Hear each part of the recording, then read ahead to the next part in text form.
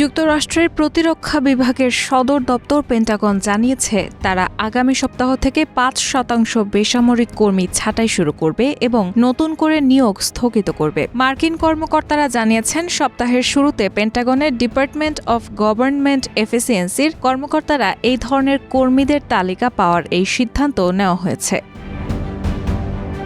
এই কর্মী ছাঁটাইয়ের পদক্ষেপটি আগামী সপ্তাহে কার্যকর হতে পারে, যা প্রতিরক্ষা বিভাগের ৫০,০০০ কর্মী ছাঁটাইয়ের অংশ।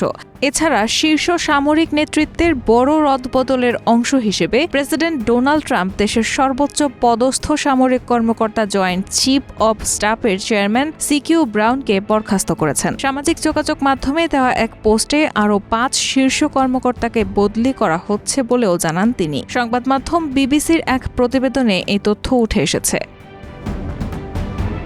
দ্বিতীয় দফায় ক্ষমতা গ্রহণের পর মার্কিন প্রেসিডেন্ট ডোনাল্ড ট্রাম্প কেন্দ্রীয় সরকারের ব্যয় কমানোর উদ্যোগ নিয়েছেন। এরই অংশ হিসেবে তিনি বিভিন্ন সংস্থার কর্মী ছাঁটাই করছেন। শুক্রবার পেন্টাগন জানিয়েছে ৫,৪০০ কর্মী ছাঁটাই করা হবে।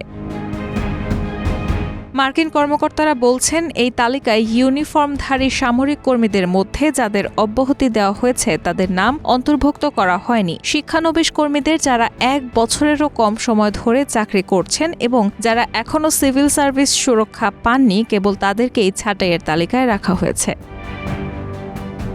প্রতিরক্ষা বিভাগের আন্ডার সেক্রেটারি ড্যারিন সেলনিক এক বিবৃতিতে জানিয়েছেন, আমরা আশা করছি ডিপার্টমেন্টের বেসামরিক কর্মী সংখ্যা ৫ থেকে ৮% কমানো হতে পারে।